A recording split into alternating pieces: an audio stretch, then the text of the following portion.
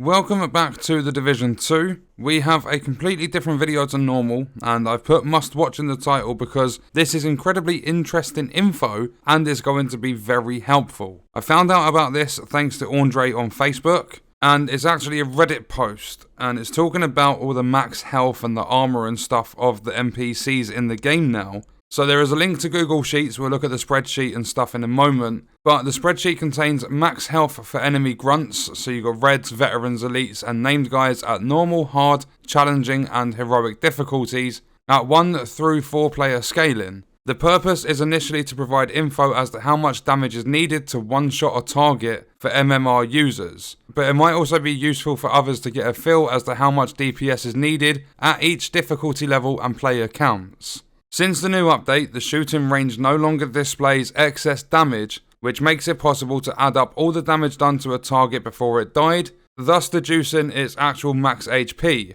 No data for heavies, armor, and BT robots or Black Tusk robots, since they refuse to sit down nicely and cooperate while being shot. A few things to note: enemies, assaults at least, at different tiers have different amounts of armor, but the same base health. This is not verified at all levels, but I think it's not far off. The ratio of higher tier enemies' HP to that of the red grunts increases as player counts increase, in addition to the grunts' own health increases, but remains stable within the same difficulty player count combination level. This also helped confirm that the total HP numbers are correct and not miscalculated. At heroic difficulty and 4 players, named enemies have about 50 million hit points. Bring your big guns. And that's why I've been telling a lot of players, I even did the video, get yourself a good build together, because you're not going to be able to breeze through the missions like you're wanting to have fun if your build isn't optimized. I don't say anything to be nasty, I don't try and blow my own trumpet, I'm not going to sit there in the videos and say,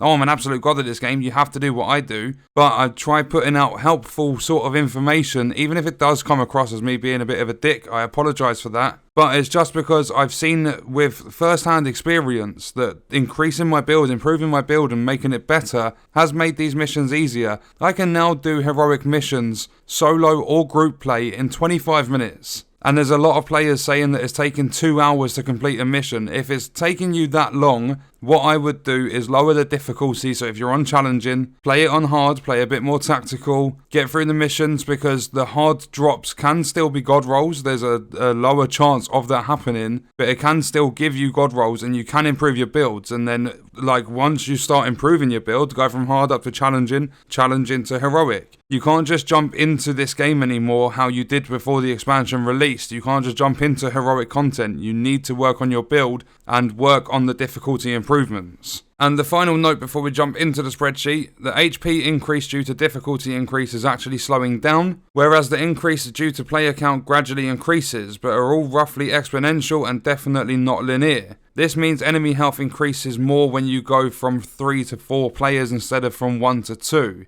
This, I suppose, is to account for the increased action economy, so to speak. So now, this is the spreadsheet, and it does start doing things in the millions, but I switched it over to raw numbers. And before we get into anything, I will be explaining it to the best of my ability, but to basically give you, in a nutshell, what I think you should be doing, and what I'm going to be trying to do a little bit more when possible: play in a 2-player group. The increases are the lowest in enemy armor and health values when you play in a 2-player group. Even if that means you still do the same missions, if there's 4 of you online and you're still doing the same missions, just split up and do it 2 and 2. It's going to make it easier. So, if you look on the left-hand side of this spreadsheet, you have the difficulty. It's also got the player scaling. Then you've got, along going from left to right, normal, veteran, elite, named, and overall.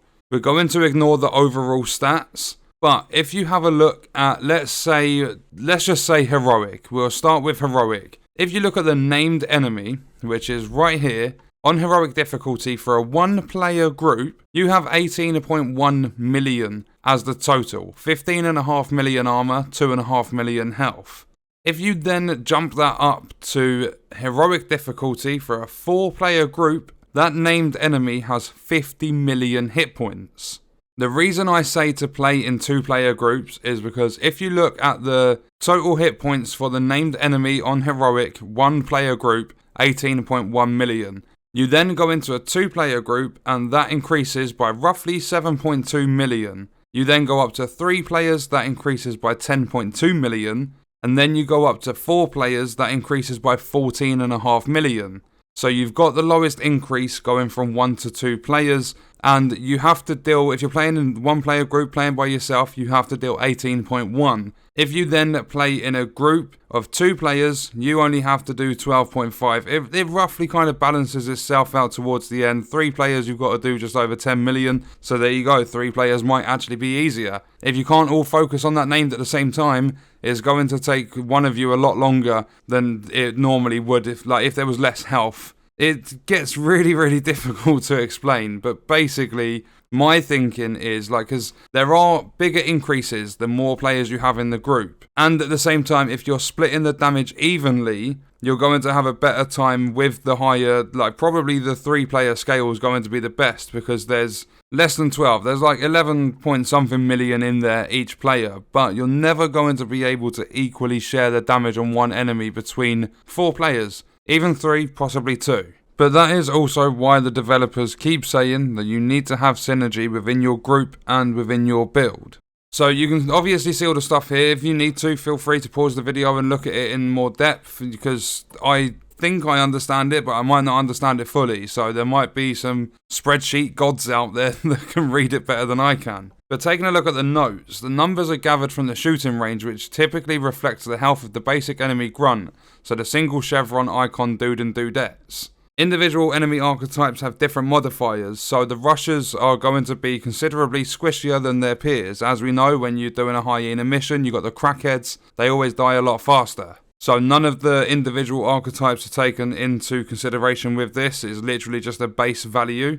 Increasing your party size not only increases the base health of the grunts, it also increases the ratio of higher rank enemies in relation to them. So that's another factor to take into consideration. When you are playing when you're playing by yourself, you get some purples, you get some elites every now and then, but you mainly get red bars. When you're playing 2 players, you start getting more of the higher end enemies. Then when you're playing heroic, a lot of them, you'll get the odds red bar and purple bar here and there, but most of them are elites. And you can see here, a non-named elite is going to be 20 million on a 4-player group. And then if you're running a marksman rifle, for your reference, a somewhat optimized build with a somewhat optimized M44 will hit a headshot at somewhere from 3 to 6 million. So if you are running by yourself and you are running heroic, you are pretty much guaranteed with an M44 to one-shot a red bar enemy. You can maybe one-shot, but I'd say more than likely 2-shot a veteran. You're probably looking at 2 to 3 shots for an elite, and then for a named, if they don't have the big bulky armor, like the tank armor, you're looking at anything between 3 and 6 shots, maybe 7 if you've got just under 3 million per shot. But that's a somewhat optimized. If you've got them bad boys fully optimized, you can hit very, very hard shots. And if you look at this, for a named enemy on Legendary in a 4-player group, you're looking at 69 million hit points, 53 from the armor, and 15.8 from the health. So that was a look, and as I said, if you understand this better than I do, and I've got any of it wrong, please don't hesitate to correct me in the comments. But from my understanding, it's best to run 2-player, but thinking about it all and taking it all on board, it's incredibly helpful, because when you're putting your builds together and you think, oh, okay, I'm dealing 500,000 each shot. If you're dealing 500,000 each shot, let's just say an elite on heroic difficulty, 500,000 each shot, that's 18 shots and that elite is dead. That's going through armor and health. That's if you're by yourself. So if you've got a rifle or a marksman rifle, you've got a 20-round mag, where before you've even finished that mag, that elite is dead. So let me know your thoughts and stuff in the comments. Again, thank you to Andre for sharing it with me on Facebook. I hope you guys enjoyed this video. Thank you for watching. Oh, and also what I'll do is I'll leave a link in the description to the spreadsheet if you want to check it out for yourself.